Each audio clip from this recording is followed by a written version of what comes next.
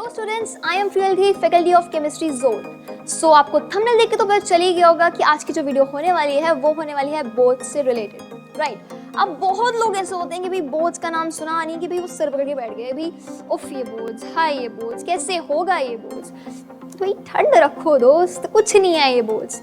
हमने इतना ज़्यादा हाइप बना रखा है ये बोर्ड्स को कि भाई बोर्ड नहीं हो गया कोई भूत हो गया।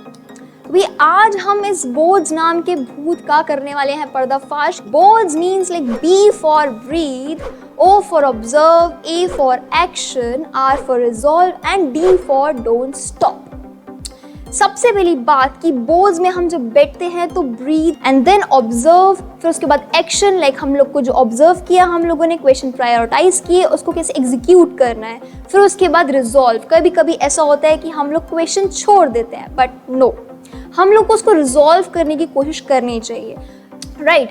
अब नेक्स्ट स्टेप होता है हमारे पास डोंट स्टॉप। लाइक हम लोग कभी कभी किसी क्वेश्चन पे स्टक हो जाते हैं, रुक जाते हैं, बट हम लोग को ऐसा नहीं करना है। रुकना तो बिल्कुल नहीं है, जंप करो दूसरे क्वेश्चन पे हल। कुछ लोगों के दिमाग में भी क्वेश्चन आ रहा होगा कि हम अगर पढ़े नहीं और ये सारे काम करके चले जाएं, अच्छे सीख के चले जाएं, तो हमारा काम हो जाएगा?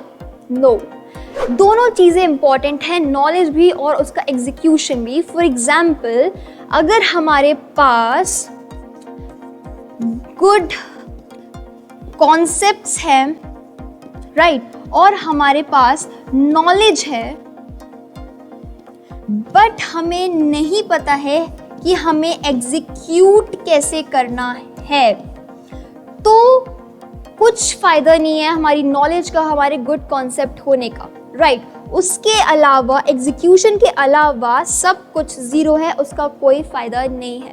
तो एग्जीक्यूशन काफ़ी इम्पॉर्टेंट है। अब नेक्स्ट स्टेप है हमारा कि भाई बहुत लोगों को ये डाउट होता है कि बोर्ड्स की कॉपी चेक कैसे होती है, बोर्ड्स में कैसे मार्क्स हम लोग को मिलते हैं, और कुछ लोगों के अंदर ये अजम्पशंस होते हैं कि भाई बोर्ड्स वाले तो मार्क्स देते ही नहीं हम लोग को, बोर्ड्स वाले तो फालतू में मार्क्स काट लेते हैं। भाई आप बोर्ड्स पहले देके आ चुके हो क्या? आप फ्रेशर्स हो ना, आप पहली बार बोर्ड्स देने जा रहे हो। आप सिर्फ लोगों से ये सुनते हो कि बोर्ड्स में अच्छे मार्क्स नहीं मिलते, बोर्ड्स में मार्क्स काट लेते हैं, उन सारे अजम्पशंस को अपने अंदर लेके आ जाते हो, वो वहाँ पे अप्लाई कर देते हो। ये सारी चीज़ें मिथ है। आपको क्या पता है कि सामने वाले ने कैसे आंसर प्रेजेंट किए थे, कैसे उसको एग्जीक्यूट किया था? नहीं पता है आपको, तो आपको अजम्पशंस नहीं लगाने अपनी तरफ से। अगर आप अपने आंसर्स को बहुत परफेक्टली एग्जीक्यूट करके आते हो तो you will get good marks. तो ऐसा कुछ भी नहीं है कि आपके मार्क्स कटेंगे, राइट। तो आपको मार्क्स मिलते कैसे हैं? सबसे पहले देखा जाए न्यूमेरिकल्स में।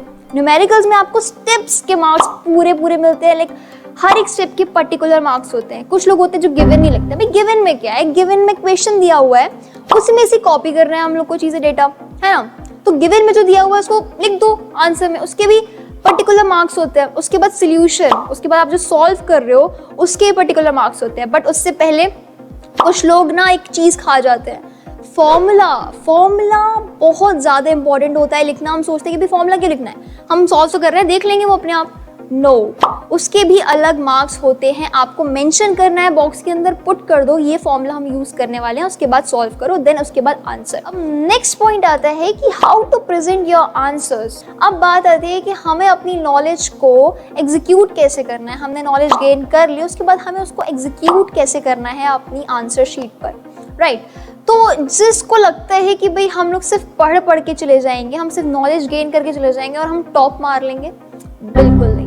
So many secrets that will definitely help you to stand out in your board exams. So let's have a look. So first point is don't just write to fill your answer sheet. हम लोग ऐसा लगता है कभी कभी हम लोग को आंसर नहीं आ रहा होता है तो हम सोचते हैं हम गाने लिखाते हैं, तो ऐसा बिल्कुल नहीं करना है। ये जो पॉइंट है ना, ये बहुत गंदा इम्पैक्ट रखता है हमारा एग्जामिनर के सामने। Second point is don't use high frequency words. हम लोग ऐसा होता है कि ज़्यादा जोश में आकर के हम लोग ऐसी वोकैबलरी यूज़ कर देते हैं, मतलब बहुत ज़्यादा हाई लेवल की वोकैबलरी यूज़ कर देते हैं। जनरल वे में जो हम लोग आपस में जो जनरल वे में बातचीत करने में जो वर्ड यूज़ करते हैं उसको आप यूज़ करो, काफ़ी बेनिफिट होगा। Now third point is do not use abbreviations. Abbreviations means WhatsApp language, जो आप लोग शॉर्ट फॉर्म में जो व्हाट्सएप पे चैट करते टाइम जो करते हो ना, उसको वहाँ यूज़ नहीं करना है। जो भी है आपको फुल फॉर्म लिखना है उसका। देन नेक्स्ट स्टेप है राइट इन ए कंसाइज मैनर। क्या होता है कि हमारे दिमाग में बहुत सारी नॉलेज होती है, हम लोग नॉलेज का भार लेके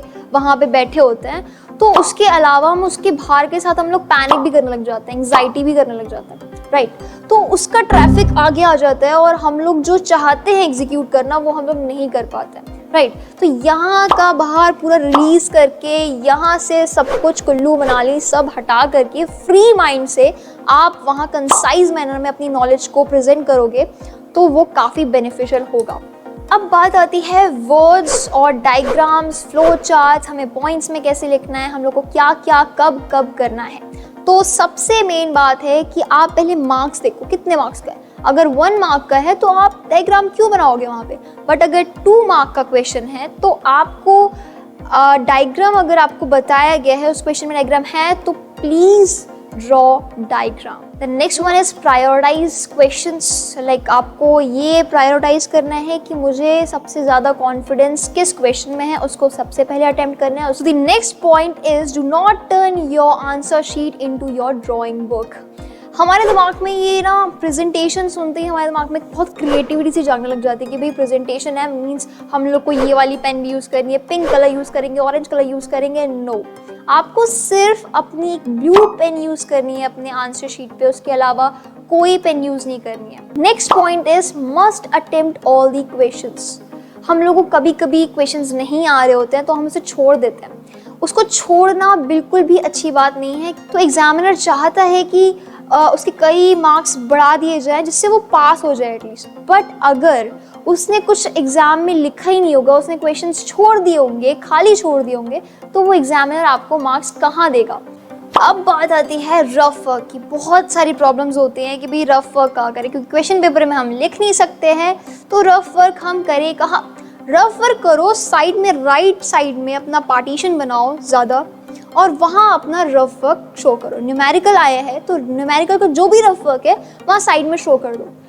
इवन अगर आपका सॉल्यूशन गलत है तब भी आप वहाँ पे जो रफ वर्क किया होगा ना आपने, तो उसका इम्पैक्ट पड़ेगा। लाइक जो क्वेश्चन में पूछा होता है ना सिर्फ वही आंसर करो। अब हमने ये अपना पूरा एग्जीक्यूशन कर लिया, उसके बाद होता है हमारा रिवीजन टाइम। अब हम रिवीजन टाइम को क्या करते हैं, हम लोग हेड डाउन कर लेते हैं। उस टाइम को आप यूटिलाइज करो ऐसे कि रिवाइज करो मैंने क्या क्या किया, और उस टाइम को आपको लगता है कि नहीं इस क्वेश्चन को थोड़ा सा और प्रेजेंट अच्छे से करने की ज़रूरत है, तो उसमें आप डायग्राम्स बना दो, आप अंडरलाइन कर सकते हो कुछ चीज़ें, आप पार्टीशन कर सकते हो आप क्वेश्चंस के बीच में। तो आप उस टाइम को यूटिलाइज करो, ठीक है। अब ऐसा नहीं कि बैठ गए, हो गया तो बैठ गया। अब ये तो सारे थे प्रेजेंटेशन के पॉइंट्स। अब बात आती है कि प्रेजेंटेशन करना कैसे। फॉर एग्जाम्पल क्वेश्चन आ गया differentiate between native protein and denatured protein. तो अब हम डिफरेंशिएट कैसे करेंगे। नेटिव प्रोटीन, इसको हमने यहाँ बॉक्स में कर दिया बंद। अब हमने यहाँ पे इसके लिखे पॉइंट्स। अब हमने यहाँ लिखा वर्सेस डीनेचर्ड प्रोटीन, और इसको भी हमने कर दिया बॉक्स में बंद। और सेम हमने यहाँ पे इसके पॉइंट्स लिख दिए। और ये पैटर्न इतना इफेक्टिव पैटर्न है डिफरेंशिएट करने का जो कि आपको पूरे मार्क्स दे सकता है। और आपको लैंग्वेज कम करनी है, यहाँ पे लैंग्वेज ज़्यादा नहीं लिखनी है। आपने स्मॉल पॉइंट्स में यहाँ पे लिख दिया, यहाँ लिख दिया, यहाँ लिख दिया, यहाँ लिख दिया, आपको फुल मार्क्स मिल जाएंगे। So that's all from my side. If you genuinely want to shift your scores into high gear, so implement these secrets that I have discussed here, and tons of best wishes from our side. Study well and take care.